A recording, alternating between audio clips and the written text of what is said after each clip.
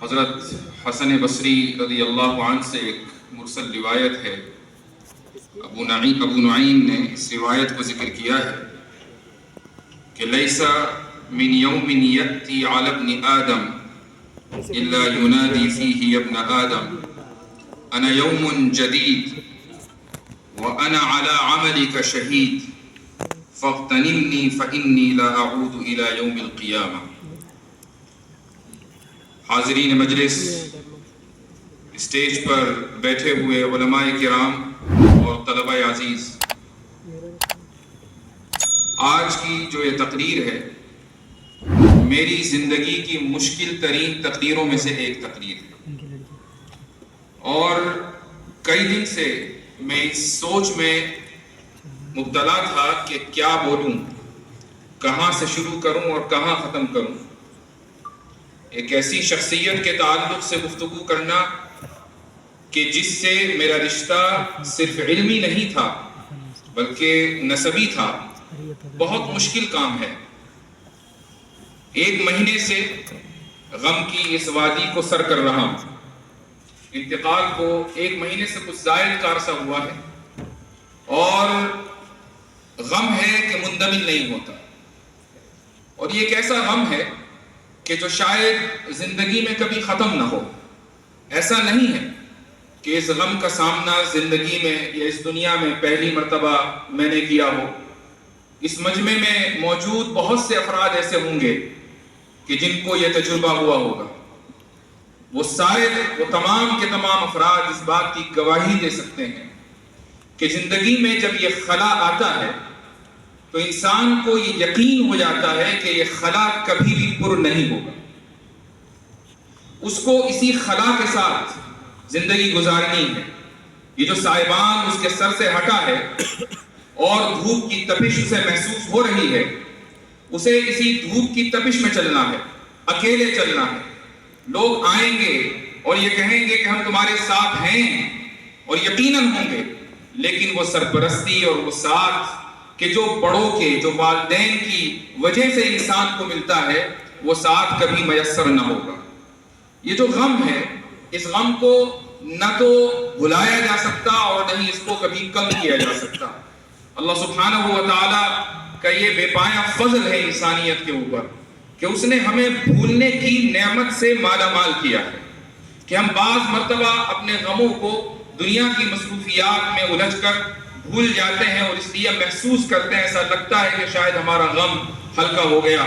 لیکن جب پھر اس شخصیت کا تذکرہ آتا ہے کہ جس شخصیت کے وجود سے آپ کا وجود ہے، جب اس کا تذکرہ آتا ہے تو وہ غم پھر ہرا ہو جاتا ہے.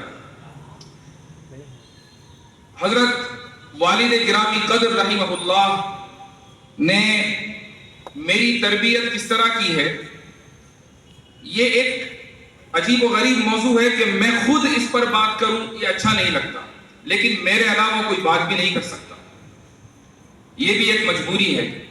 میری والدہ بتاتی ہیں کہ میری پیدائش کے بعد والدہ نے ایک مرتبہ اس خواہش کا اظہار کیا کہ یاسر کو ہم ڈاکٹر بنائیں گے، میڈیکل ڈاکٹر. تو والد صاحب نے اس کی تردید کی اور کہا کہ نہیں، ہمارے خاندان کا سلسلہ علم دین سے وابستہ ہے، ہم اس کو عالم ہی بنائیں گے. والدہ کے ذہن میں یہ خیال آیا اور چلا گیا. لیکن ان دونوں نے میری تعلیم و تربیت کے لیے اپنی زندگی کو وقف کر دیا. میرے حفظ کا زمانہ ابتدائی دور جامع مسجد کا ہے. اس زمانے میں وقت دارالعلوم ادھر ہی ہوا کرتا تھا. اس کے کچھ دنوں کے بعد والد صاحب نے مجھے خود حفظ کرایا. صبح میں فجر کی نماز کے بعد وہ میرا سبق سنا کرتے تھے، اور سبق کے بعد یہ ترتیب تھی کہ میں اخبار پڑھوں گا، وہ اخبار کہ جس کی ہیڈ لائنز وہ پڑھ چکے ہیں. اب میری باری تھی، اور یہ تاکید تھی کہ جو بھی سمجھ میں آ رہا ہے وہ سمجھو، اور جو نہیں سمجھ میں آ رہا ہے اس کو چھوڑ کر آگے بڑھ جاؤ. میری عمر کیا ہوگی؟ غالباً میں اس وقت 8 سال کا یا 8.5 سال کا رہا ہوں گا، اور ابھی اردو پڑھنا سیکھ رہا تھا. دنیا کے حالات سے ظاہر ہے کہ بچہ کتنا واقف ہوگا، لیکن اگر اس کو قومی آواز تھما دیا جائے اور اس کو یہ کہا جائے کہ پہلی ہیڈ لائن سے لے کر آخری ہیڈ لائن تک پڑھنا ہے اور جتنا سمجھ میں آئے اتنا پڑھتے رہنا ہے، تو یہ فطری چیز ہے کہ دنیا میں کیا ہو رہا ہے آہستہ آہستہ اس کو سمجھ میں آئے گا، اس کا علمی ارتقا ہوگا۔ میرا علمی شعور اس وقت کیا تھا، اس کا ایک واقعے سے یہ اندازہ لگائیے کہ یہ وہ دور تھا کہ جب منڈل کمیشن کی تحریک اس ملک میں چل رہی تھی اور اخبارات میں منڈل کمیشن کے تعلق سے بڑی بڑی ہیڈ لائنز آتی تھی، اور میرے شعور کا اور اردو پڑھنے کا عالم یہ تھا کہ میں منڈل کو بنڈل پڑھتا تھا، اور میں یہ سوچتا تھا کہ کتابوں کی تجارت کی وجہ سے ہمارے یہاں کمیشن کا لفظ بھی بہت عام ہے، تو میں سوچتا تھا کہ کتب خانے میں بنڈل بھی بنتے ہیں اور کتابوں پہ کمیشن بھی آتا ہے، یہ اس کی خبر کیوں چھپ رہی ہے؟ تو یہ عالم تھا میرے شعور کا، لیکن اس کے باوجود مجھے یہ تاکید تھی کہ اخبار روزانہ پڑھنا ہے۔ وہ اخبار کا چسکا ایسا لگا کہ کوئی دن ایسا نہیں جاتا کہ جب میں خبروں سے مطلع نہ ہوتا ہوں، اور شاید یہی وجہ ہے کہ کچھ دنیاوی معاملات میں، کچھ حالات حاضرہ میں دو چار الفاظ کہہ لیتا ہوں۔ والد صاحب نے جو تربیت میری کی ہے اور جس کے نتیجے میں دو تین لفظ بولتا ہوا میں آج آپ کے سامنے دکھ رہا ہوں، کھڑا ہوں، اور آپ میرے جو افکار ہیں، خیالات ہیں، ان کو پسند کرتے ہیں، اس کے لیے دعا گو ہے۔ اس کی وجہ کیا ہے؟ وہ کیا خاکہ تھا ان کے ذہن میں کہ جو وہ میری زندگی میں اتارنا چاہتے تھے؟ اس خاکے کو انہوں نے کہیں لکھا نہیں، مجھے کبھی بتایا نہیں، لیکن آج ایک عجیب واقعہ ہوا۔ وہ واقعہ یہ ہوا کہ میں اپنے ددیحالی گھر گیا اور وہاں میرے چچا نے، جناب اسعد الواجدی جو زمزم بک ڈپو کے مالک ہیں، انہوں نے مجھے کتابچہ دیا۔ وہ کتابچہ والد مرحوم کی پہلی تصنیف ہے، اور 1974 میں جبکہ وہ صرف 20 سال کے تھے یہ کتابچہ لکھا گیا۔ دراصل وہ ان کی ایک تقریر ہے جن کو ان کے دیرینہ رفیق جناب وسیم اعظمی صاحب نے مرتب کیا تھا، اور اس اتنا قدیم ہے کہ آپ اندازہ لگائیں ٹائٹل پر ہی جو پیسے لکھے ہوئے ہیں وہ ہے 40 پیسے۔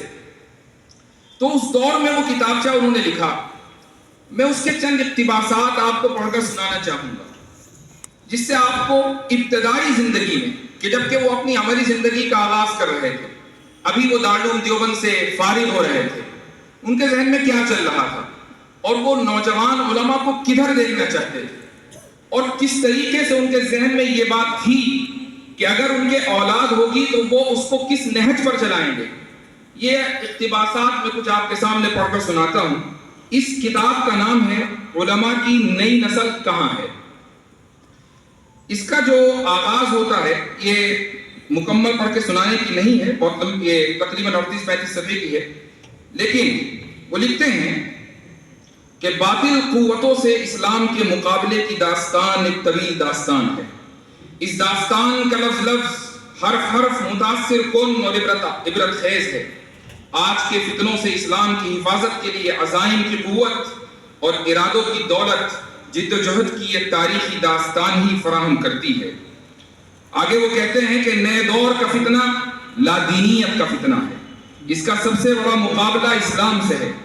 الحاد و ارتداد کے دروازے کھلے ہوئے ہیں، تشدید کے اصنام تراشے جا رہے ہیں، مذہب سے تنفر پیدا کرنے کی مہم زوروں پر ہے، لایانی شکوک و شبہات کے ذریعے مذہب کی لغویت، بے مقصدیت اور عدم ضرورت کا اثبات کیا جا رہا ہے، بے خدا تہذیب کی سمت سفر جاری ہے۔ لادینیت کے داعی مذہب کو نئے دور کے لیے غیر ضروری سمجھتے ہیں۔ ان کا دعویٰ ہے کہ مذہب کے نظریہ ارتقاء کے مطابق دنیا اس مرحلے میں داخل ہو گئی ہے جہاں اسے خدا کی ضرورت باقی نہیں رہتی۔ اس محاذ پر مختلف نظریے اور تحریکیں سرگرم عمل ہیں۔ کمیونزم، اشتراکیت، سرمایہ داری، سیکولرزم اور وحدت ادیان۔ وحدت ادیان کا یہ فتنہ اپنے عروج پر آج پہنچا ہے۔ یہ 50 سال پرانی تحریر ہے۔ وہ لکھتے ہیں کہ وحدت ادیان، یہ سب نظریے اور تحریکیں اپنی اپنی جگہ کام کر رہی ہیں، کام مختلف ہیں، کام کا انداز جدا گانا ہے، مگر نتیجہ سب کا ایک یعنی لادینیت، رد عمل سب کا واحد یعنی الحاد و زندقہ۔ آگے کتاب کے آخر میں وہ علماء سے کیا مطالبہ کرتے ہیں، یہ اصل میں سننے کا ہے۔ وہ یہ کہتے ہیں کہ اس وقت سب سے بڑا کام اسلام کی بقا اور حفاظت کا ہے۔ دوسرا مسئلہ مسلمانوں اور غیر مسلموں میں اسلام کی اشاعت و تبلیغ کا ہے۔ یہ دونوں سوال اور مسئلے اہم ہیں۔ اور ان کے حل کی ذمہ داری ہم مسلمانوں پر عائد ہوتی ہے۔ ہمیں یہ فیصلہ کر لینا چاہیے کہ باطل تہذیبیں چاہے جتنی زبردست قوت، طاقت اور توانائی کے ساتھ حملہ آور ہوں، ہمیں ان کے حملوں سے نہ صرف اسلام کا دفاع کرنا ہے بلکہ اسلام کو اس کی اصل روح کے ساتھ باقی رکھنے کے لیے اقدام بھی کرنا ہے۔ ہمیں یہ بات یاد رکھنی چاہیے کہ ہمارا وجود، وقار اور عظمت اسلام کے وجود، وقار اور عظمت کے ساتھ وابستہ ہیں۔ اسلام کی حفاظت اور دوسروں تک اس کی دعوت کو پہنچانے کے لیے سب سے پہلے ہمیں خود اسلام کا عملی نمونہ بن کر دکھانا چاہیے۔ ہمیں چاہیے کہ ہم اپنی ہر مشکل کا حل، ہر مصیبت کا ازالہ، ہر تکلیف کا علاج، ہر زخم کا مرہم، ہر دکھ کی دوا اسلام میں تلاش کریں۔ دوسرے دامنوں میں پناہ لینے کی کوشش ہماری مرغوبیت کی دلیل ہے۔ صحیح بات یہ ہے کہ اسلام کی دعوت و تبلیغ، اشاعت و حفاظت کے بڑے ذمہ دار علماء ہیں۔ علماء مذہب کے ہر شعبے سے واقفیت رکھتے ہیں، وہ دنیا کے نشیب و فراز سے بھی باخبر ہیں، وہ انبیاء کے وارث اور علوم نبوت کے امین ہیں، ان کے سینوں میں قرآن و حدیث کی دولت ہے۔ اسی لیے ان اہم مطالبوں کی تکمیل کی ذمہ داری انہی لوگوں پر ہے۔ اسلام کو اس کی صحیح اسپرٹ اور اصل روح کے ساتھ وہی لوگ دوسروں تک پہنچا سکتے ہیں۔ عربی مدارس نے 1857 کے بعد ایک بہت بڑی خدمت انجام دی ہے۔ یہ وہ وقت تھا جب اسلام اور مسلمان باطل قوتوں کے نرغے میں تھے۔ اسلام کے تحفظ کے بہت سے ذرائع اور وسائل ختم کر دیے گئے تھے۔ لوگ اس دور کی تہذیب اور معاشرت اختیار کرتے چلے جا رہے تھے۔ اس اہم اور نازک موڑ پر مدارس نے رہنمائی کی۔ اسلام کے لیے مضبوط اور مستحکم قلعوں کے باشندوں سے میں مخاطب ہوں، وہ اپنی ذمہ داری محسوس کریں۔ اس سے پہلے کہ یہاں سمرقند و بخارا کی سرگزشت دہرائی جائے، ہمارے علماء کو قیادت سنبھال لینی چاہیے۔ یہ ان کی آخری سطور ہیں۔ یہ اس نوجوان کی تحریر بلکہ تقریر ہے کہ جس نے 50 سال پہلے دارالعلوم میں طلبہ کے سامنے یہ الفاظ دہرائے اور اس الفاظ کو ان کے ساتھیوں نے مرتب کر کے شائع کیا۔ یہ میری خوش نصیبی ہے کہ مجھے ان کے ذہن کا خاکہ پڑھنے کے لیے آج وقت میسر آیا، آج وہ کتابچہ میرے ہاتھ میں آیا اور میں یہ سمجھا کہ وہ کس ڈھب اور کس نہج کے اوپر میری تربیت کرنا چاہتے تھے، اور وہ چاہتے تھے کہ جو وہ مطالبہ اپنے دور کے نوجوان علماء سے کر رہے ہیں، پہلے وہ اپنے گھر میں اس نہج کو اپلائی کریں۔ وہ یہ چاہتے تھے کہ ان کی اولاد اس میدان میں کام کرے، اور جو کچھ آج آپ دیکھ رہے ہیں، جو کچھ آج آپ دیکھ رہے ہیں،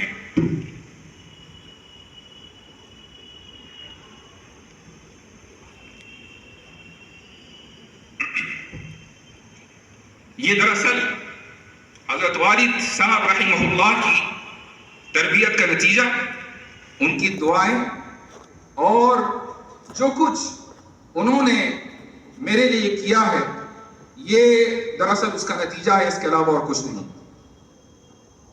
ان کی ہر اولاد کے لیے اپنے والد کی بہت بڑی قربانیاں ہوتی ہیں۔ والد ہوتا ہی وہ ہے جو اپنی اولاد کے لیے قربانیاں دے۔ انہوں نے بھی قربانیاں دی ہیں، اور انہوں نے میرے تعلق سے یہ سوچا کہ وہ جو نہیں کر پائے، میں چاہتا ہوں کہ یاسر وہ کرے، اور اس چیز کا اظہار انہوں نے کئی مرتبہ اپنی نجی مجلسوں میں میرے پیٹھ پیچھے کیا، اور مجھ تک وہ بات پہنچتی تھی اور میرے دل سے دعا نکلتی تھی اور مجھے فخر محسوس ہوتا تھا۔ والد صاحب رحمہ اللہ سے زندگی میں بہت کچھ سیکھا ہے، اور ان کی تحریروں میں جو کچھ ہے وہ سب آپ کے سامنے آئے گا بھی، لوگ لکھیں گے بھی، کتابیں ان کی موجود ہیں، لوگ ان کو پڑھیں گے اور سمجھیں گے۔ اصل چیز جو ہم سب کو سمجھنے کی ہے، جو سبق ان کی زندگی سے لینا ہے، وہ یہ ہے کہ وقت ایک ایسی متاع ہے، قیمتی متاع ہے، کہ جس کو آپ مٹھی میں جتنا چاہے بند کریں وہ بند نہیں ہوگا، وہ ہاتھ سے پھسل جائے گا۔ وقت کی قدر کیجیے۔ عبد الرحمن ابن الجوزی رحمہ اللہ ایک مشہور محدث ہیں، انہوں نے وقت کی قدر اس طریقے سے کی کہ اپنی زندگی میں اتنی احادیث لکھی ہیں کہ جب ان کا انتقال ہوا اور ان کے قلم کا برادہ جمع کیا گیا تو وہ ان کے غسل کے پانی کو گرم کرنے کے لیے کافی تھا۔ اور صورتحال یہ تھی کہ ایک جگہ وہ لکھتے ہیں کہ بعض مرتبہ مجھے خیال آتا ہے کہ لوگ میرے پاس آتے ہیں اور مجھ سے بات کرنا چاہتے ہیں، تو میرے ذہن میں خیال آتا ہے کہ کہیں میرا وقت ضائع نہ ہو جائے، لیکن اگر میں اپنے آپ کو لوگوں سے دور کر لوں تو یہ بھی خیال ہے کہ لوگ مجھے ایسا محسوس کریں گے کہ یہ مغرور ہے، یہ علمی طور پر افادے کا قائل نہیں ہے۔ تو میں نے اس کا طریقہ یہ نکالا کہ جب لوگ میرے پاس گفتگو کے لیے آتے ہیں تو قلم چھیلنا، کاغذ تیار کرنا، اس طرح کے وہ کام جو علمی انہماک یا ذہنی انہماک کے طالب نہیں ہے، وہ میں ایسے وقت کرتا ہوں جب لوگ مجھ سے بات کر رہے ہوتے ہیں۔ جاننے والے جانتے ہیں، ان کے تمام متعلقین، دوست، احباب جو دارالکتاب میں جاتے تھے وہ جانتے ہیں کہ جس وقت والد صاحب کے پاس یہ حضرات بیٹھتے تھے تو اس وقت بھی ان کا قلم رکتا نہیں تھا۔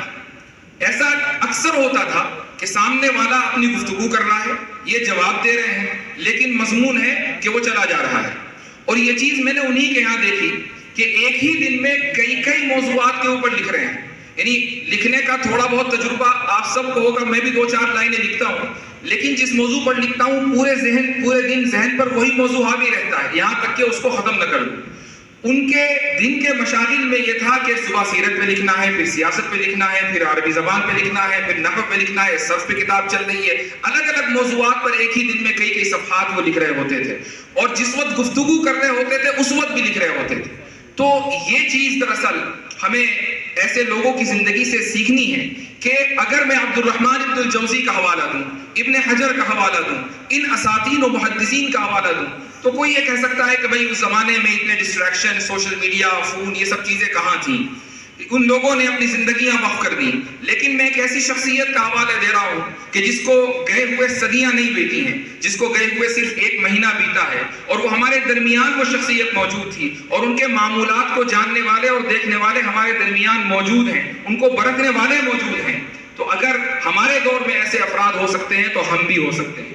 تو پہلا تو سبق ان کی زندگی سے یہ ہمیں ملتا ہے، اور دوسرا سبق کہ وسائل کی قلت کا کبھی نہیں رونا چاہیے۔ انہوں نے دارالکتاب کا جس طریقے سے آغاز کیا، یہ بھی ایک عجیب داستان ہے۔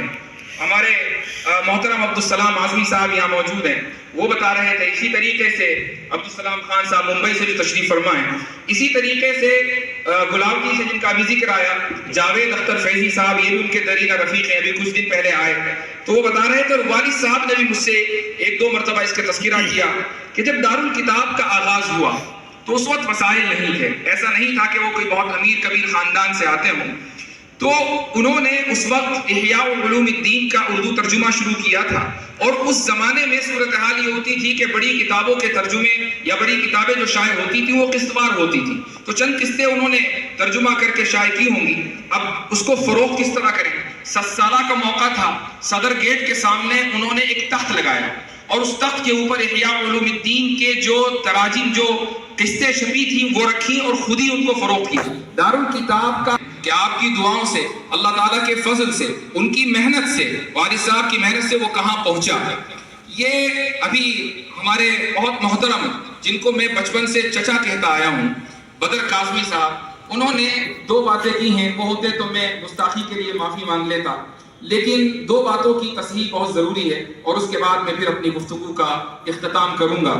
پہلی بات انہوں نے یہ فرمائی کہ شاید ان کے اور والد صاحب کے درمیان کچھ دوریاں ہوئیں، اور اس دوری کا سبب کیمپ کا دور رہا کہ اس میں والد صاحب کا تقرر ہو گیا تھا۔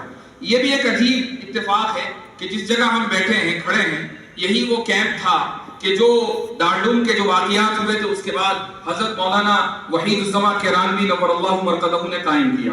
والد صاحب کا رشتہ بہت قریبی اپنے استاد سے حضرت مولانا وحید الزماں کرانوی رحمہ اللہ سے تھا، اور حضرت ہی کے حکم سے اور ان کے مشورے سے اس کیمپ میں والد صاحب کا تقرر ہوا، اور وہ تیار بھی ہو گئے کہ مجھے کیمپ میں میرے استاد نے پڑھانے کے لیے بلایا ہے، اور یہاں پر اگلے دن وہ پڑھانے کے لیے آ رہے تھے۔ لیکن ان کا سسرالی جو تعلق تھا وہ اس طبقے سے، اس گروپ سے تھا کہ جو وفد دارالعلوم کا حامی تھا۔